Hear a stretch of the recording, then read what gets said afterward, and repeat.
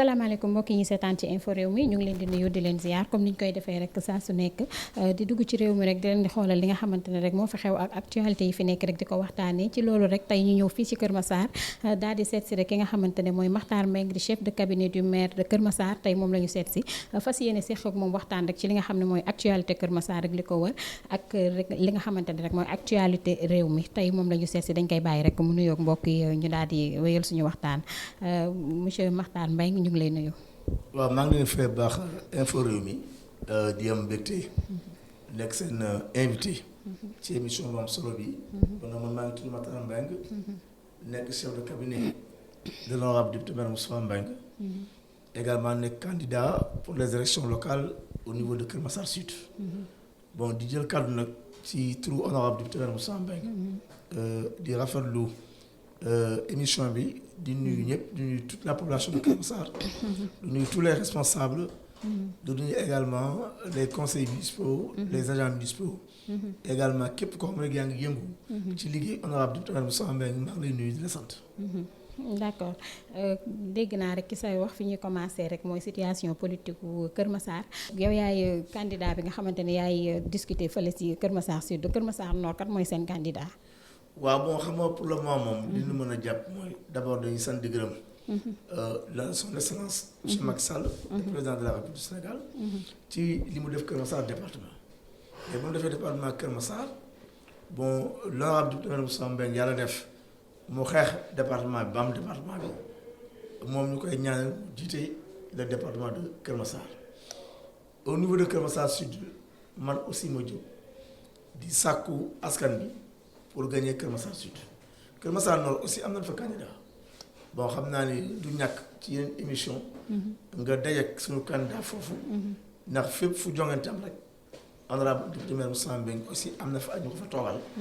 am na ñu koy liggéeyal également ci loolu waaw xam naa ne bon bu ñu defee suñu émission vraiment yow du ñàkk ma boole laaj suñu candidat au niveau du Nord. d'accord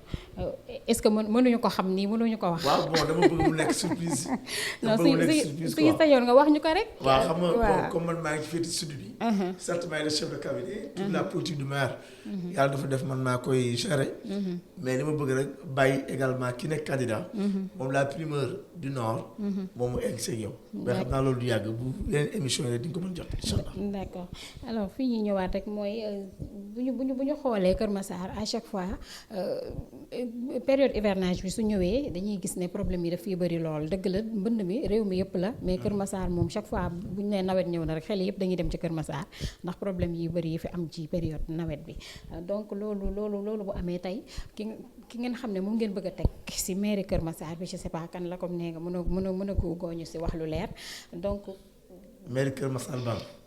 mairie Kër Massar bi ngeen nekk nii mooy mairie du Nord. non dafa am mairie Kër Massar Nord. waaw am mairie Kër Massar Sud waaw. am na département de Kër Massar. waaw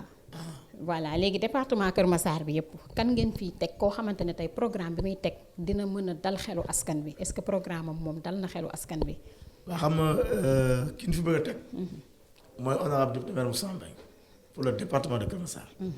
ndax boo xoolee la mairie de Kër Massar. en 2014. le budget était à 218 millions. En 2021, le budget est à 1 milliard 643 millions. Donc kooku il a fait de bons résultats. ba bëgg dem sax la nga jox prix en termes d'éducation et en termes de recouvrement budgétaire. Meilleur maire de la banlieue. Il a été également meilleur élu local en 2015. donc boo xoolee ci ay taxawaayam ci liggéeyu Kër Massar jàpp nañ ni moom mën na jiitale département. parce que nag Kër Massar 144 quartiers la mais ba ñu indee départementalisation bi dañ ko scindé en deux une nord une sud mais capacité bi mu am moom sur le plan travail ak les réalisations de Kër Massar boo xoolee sur le plan éducatif école ni mu yokkoo ay ENO yokk les CM nga ñëw sur le plan sanitaire poste de santé yi yokk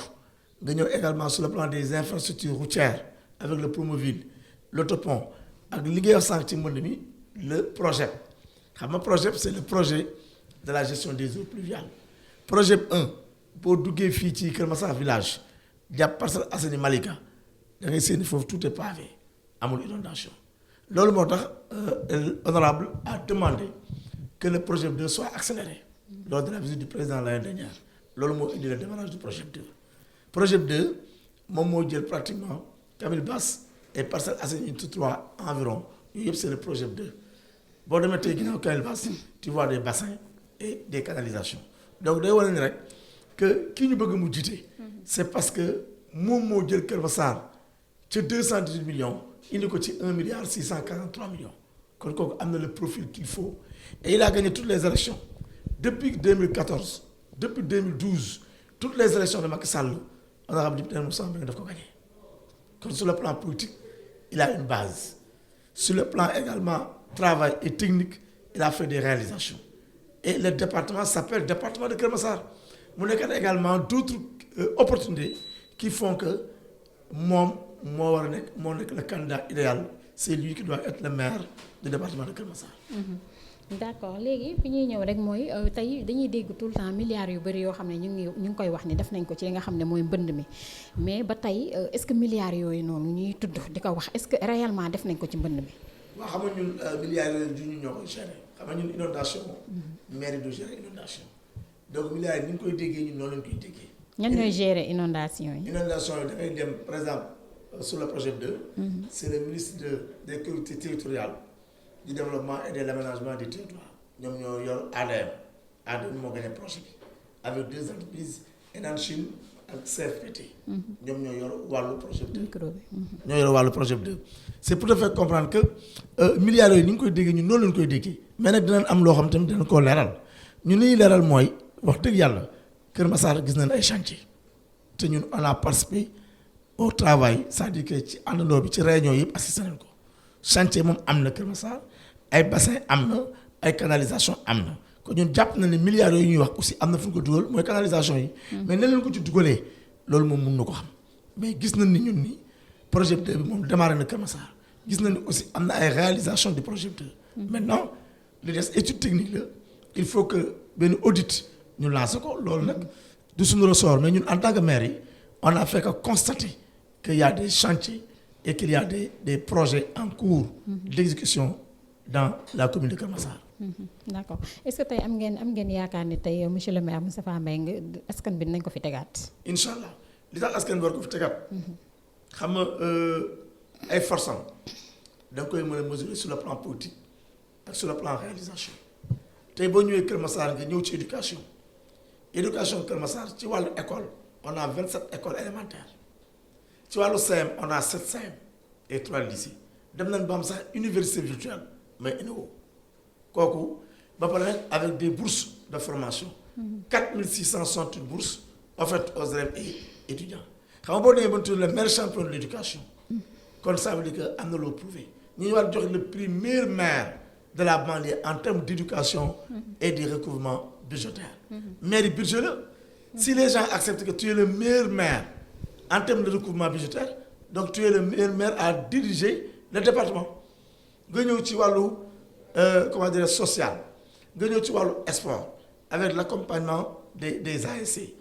avec l'accompagnement en termes de maillot en termes d'équipement nga ñëw ci wàllu projet le Promoville tali boo gis Kër Massar Promoville moo ko def nga ñëw également sur l'autopont c'est une très grande réalisation te tey moom moo indi autopont bi ndax ba mu demee ci réunion prévalidation les gens avaient voulu faire un rond-point giratoire mais moom moo ne Kër Massar soxlawul rond-point giratoire il faut def ko autopont ñu ne ko mais le président ne l'a pas demandé mu leen def leen dans le PV autopont ba demee président valide autopont kon kooku ci wàllu réalisation ak ci taxawaayam surtout mosoo dégg mairie Kër Massar grève mosoo dégg ñun personnel santé bi ñu ngi grève les salaires sont payés normalement kon partout il a fait de très grands résultats loolu nag moo tax ñun ñu am yaakaar ni c'est le meilleur profil pour diriger le département de Kër Massar et que gisuñu keneen ku tolloog moom fii amul kenn ku toog ci département bi mën a wax ni mën nga lii te moom deful lu ko ëpp sur le plan sécuritaire boo demee yaa le nouveau commissariat de Kër Massar qui sera bientôt inauguré au niveau des zones de recasement kon fépp foo dem ci wàllu domaine d'activité ci wàllu cadre de vie wàllu environnement tu vois que y a eu de très grandes réalisations kooku nag dafa jot booy gérer kër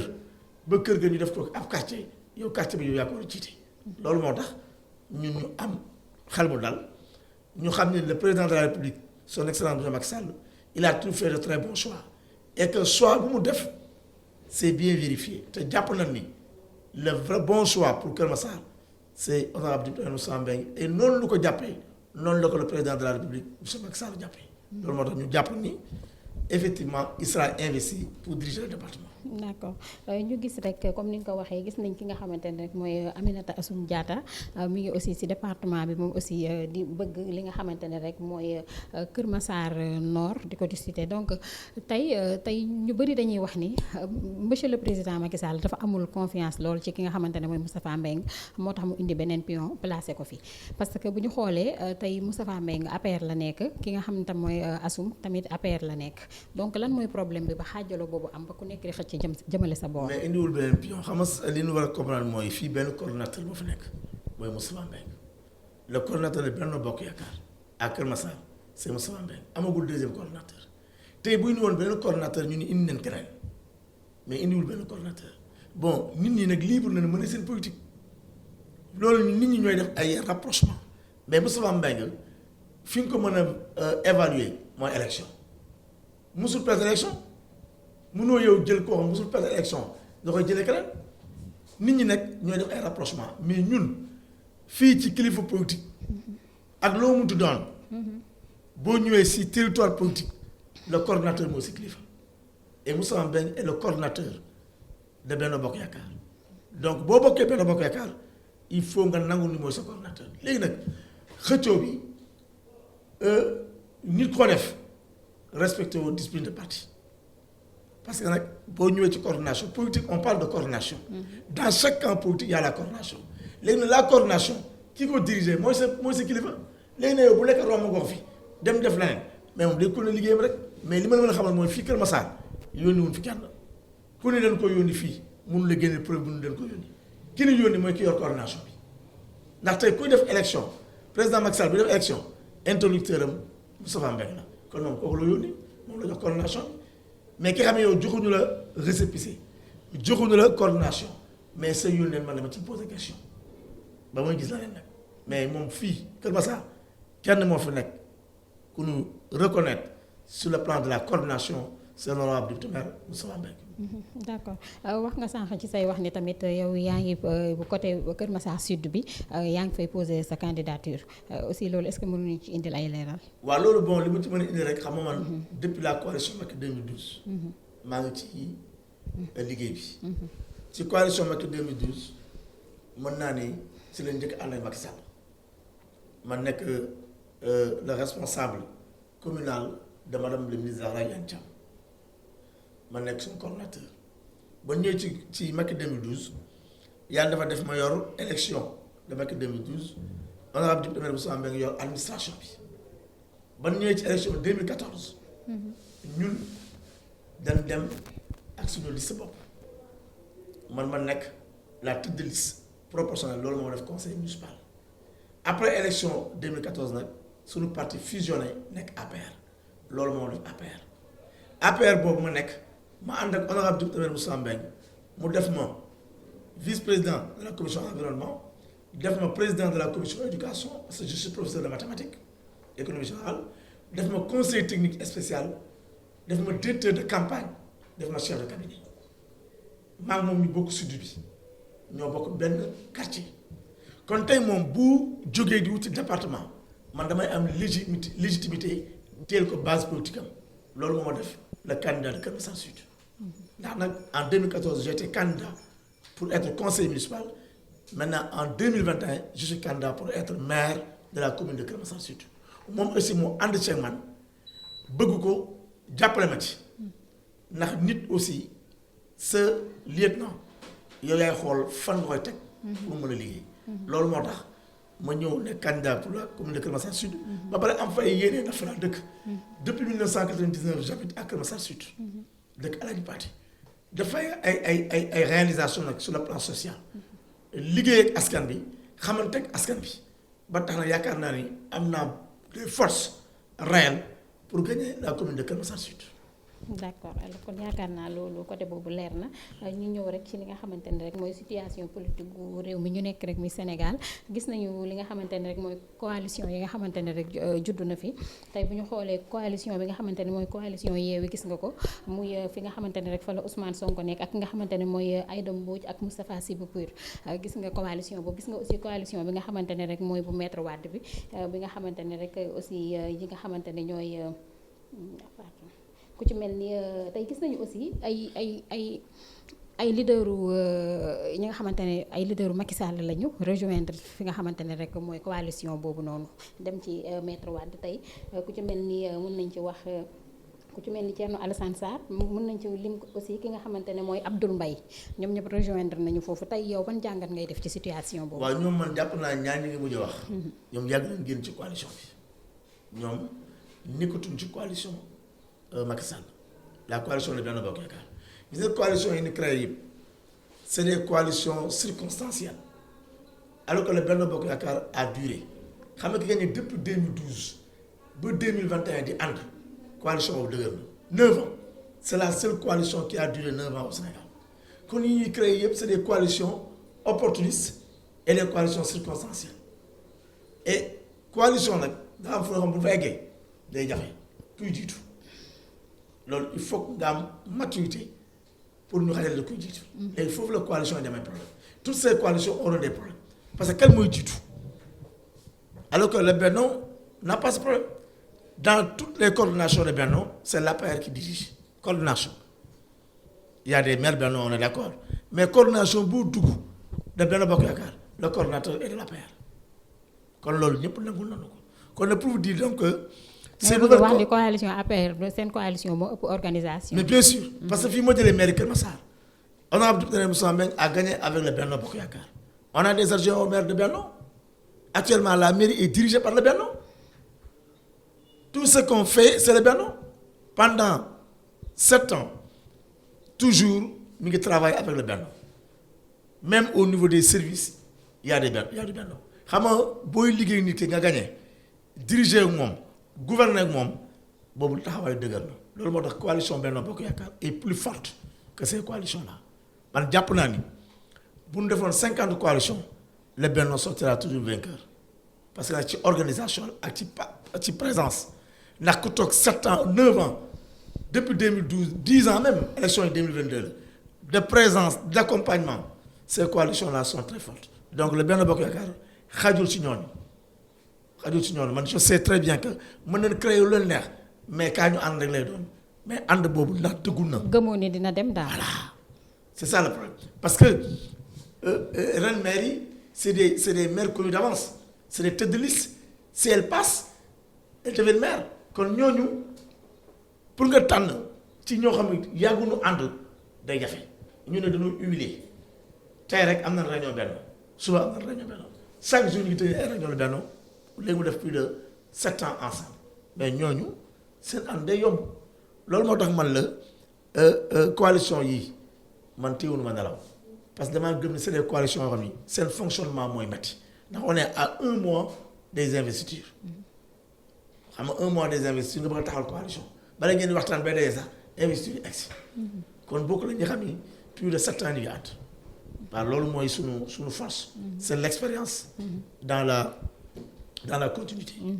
D'accord ñu ñëw rek ci suñu dernière question muy question d'actualité la aussi muy situation bi nga xamante ne moo am Guinée muy Alpha Condé coup d'état bi nga xamante ne dal na ci kawam ñii nag di wax ni coup d'état la ñii di wax ni deal politique la ndax bu ñu xoolee ki nga xam ne moo ko def rek moom mën nañ ne ténor la ci ñi nga xamante ne rek ñoo yor sécurité am ban jàngat nga ñu mën a indil ci loolu. waaw bon man li may jàngat en tant que politicien. man d'abord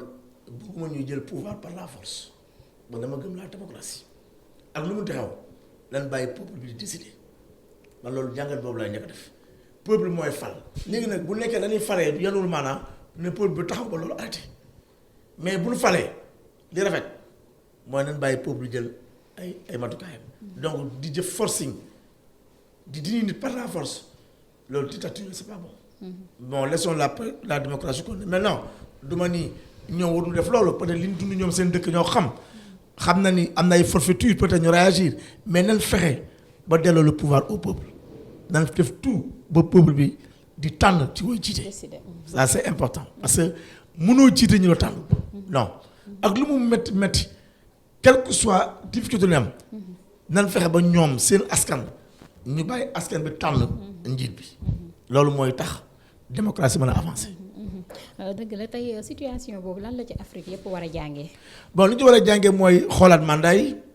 xoolaat également doxalin bi déglu population bi parce que population mooy base bi xool respecter constitution yi donc il y a plusieurs choses yoo xam ni war nañ ko mën a xool ñaata mandat nga war a def boo defee mandat yi nan lay war a demee nan la war a doxalee constitution bi war a fonctionner population bi ñu yee ko ci loolu léegi nag bon nit ku ne am nga sañ-sañ bëgg a nekk président waaye nan fexe ba population bi di décider ci loolu léegi nag li ñu ciy jàngat mooy ñëpp dañ xoolaat seen toogaay parce que c'est toujours en Afrique qu'on voit des coups d'État. voilà loolu laa dafa laa doon bëgg a ñëw. parce que à chaque fois Afrique. à chaque Afrique fois nga koy dégg dafay am. Afrique nga koy dégg léegi li nii koy indi nag da di aussi am na benn problème parce que njiit yi tamit bu ñu toogee li si ëpp dañu bëgg a jóg. loolu Afrique rek waaw mais loolu xam lu ko réglé. loolu li ko réglé c'est le peuple. xam nga le pouvoir doit être le pouvoir pour le peuple et par le peuple boo amee rek doon problème c'est-à-dire que le peuple day seetaan lu bari léegi day dem na ba laata kaaf commence di wax ñu ngi dem élection am na ñu dem bindu jiwul am na ñoo xam ba léegi amul carte électeur te yow da nga bëgg élection léegi bu ñu ñëwee ba ci jour élection yi ngeen damaa bëgg a wote te nekkul ici il faut que ñu comprendre que la citoyenneté elle est fondamentale et que bu ñu bëggee suñu dëkk bi avancer ak fu mu toll nañuy mën a participer aux élections et malheureusement il y a beaucoup de gens qui ne votent pas et là aussi c'est un problème il faut voter il faut donner sa parole sa voix léegi nag li ñu gars yi def mooy duñu voter waaye li ñu gën a bëgg mooy nan yàq toog di wax ak yàq. loolu c'est pas bon mais vraiment ñaanu yàlla yooyu xew la ci yooyu réew ñaan ñu ko yàlla bi Sénégal ñun nous avons un président démocrate te on sait nettement que la yoon wax rek lay doxal ndax ñun am nañu yaakaar ci moom ñun wóolu nañu ko bu baax a baax yaakaaru leen ni président dina demander troisième mandat. bon pour le moment ñun nekkul suñu actualité ñun suñu actualité xam na la gagner les élections locales et que si on gagne les élections locales pare lépp loo gis am na heure ndax xam naa bu heure bu jotee la ca war a nekk dana ca nekk mais li ma jàpp man mooy lenn moo ko ñor actuellement inondation Sénégal moo ko ñor Covid 19 bu Sénégal moo ko ñor askan moo ko ñor et je pense que loolu lañ ko fare léegi nag mënuñu atte lu ñëwagul nous sommes en 2021 donc il reste encore avant ñu egg ci loolu te jàpp na ni li ko ñor mooy population bi nekk dans très bonnes conditions te ñun ñu koy encourager di ko féliciter ci ni mu téye askanu Sénégal. d'accord ñu bàyyi la rek nga tàggoo mbokk yi ñu doon seetaan. waa xanaa am mbégte rek ci invitation bi ñu ma invité. ginnaaw boobu la gërëm sant la. mais ma remercier bu baax honorable député Moussa Mbengue sant ko gërëm ko ci confiance mu am ci man à chaque fois bu li amee moom bu nekkee amul jot bi. mun mën naa def émission yi. loolu marque de considération la marque de sympathie la di ko ñaanal aussi que ni mu bëgg. muy jiite le département de Keur Massar yàlla na ko yàlla defal parce que àdduna lépp loo gis. mais moom instant bi dafa mel day daw média bi lan moo tax. non dawul média bi. day daw média bi. non dawul média bi parce que ki mu la jox moom ñoom ñaar benn doon. ah mais ki mu la jox. ki mu la jox moom yow moom nga am rek. parce que dana leen fi toogoon tamit. li nga wax lay wax. du mënul wax lu lépp lu ma wax loolu moom amul problème. xam nga temps yi dafa nekk ci ay voies dem ak ñëw. nekkat aussi organisation politique bi. bon loolu moo tax jotoon moo commune mais li ma la xamal mooy. c'est quelqu'un qui est très disponible pour les médias. parce que aussi. ça c'est vrai parce que man def naa moom ay émission. voilà kon kay yow xam nga bu baax. mais jamono ji moom day daw. non temps yi jot bi la. kon baax na kon nañ jàpp ne jot bi la rek. il faut avouer que. il a un emploi un agenda très chargé. loolu moo ko jàpp mais gëm naa ni dina def yeneen sorti ak yow. parce que nag c'est quelqu'un qui est très disponible pour la presse. ça c'est vrai donc ñu ngi koy ñaanal. di ko sant di ko gërëm di rafetlu ay choix am. di am mbégte di ànd ak moom parce que la fierté. c'est d'être toujours avec quelqu'un nit day am fidélité am loyauté ñoom xam fu la xàmmee mais suba nga bleu gannaaw suba nga weex gannaaw suba nga ñuul ça pose des problèmes et je pense que nous les politiciens on doit vraiment regarder également loolu éviter les transhumants c'est pas bon il faut être quelque part toog foofu ba la la fay fekk jikkoy politicien la moom waaw mais nag du politicien yi man moom maa ngi fa toog baa ngi ci ginnaaw honorable député Moussa Mbengue di xaar lépp lu ma jox ma jël lu ma joxul ma toog jàpp sama ñaam du ko jàppale loolu ça dépend ci politiciens yi en tout cas nous sommes de tout cœur avec lui et nous le soutenons jusqu'au bout pour qu'il prenne le département de Keur Massar. D'accord. Merci. jërëjëf.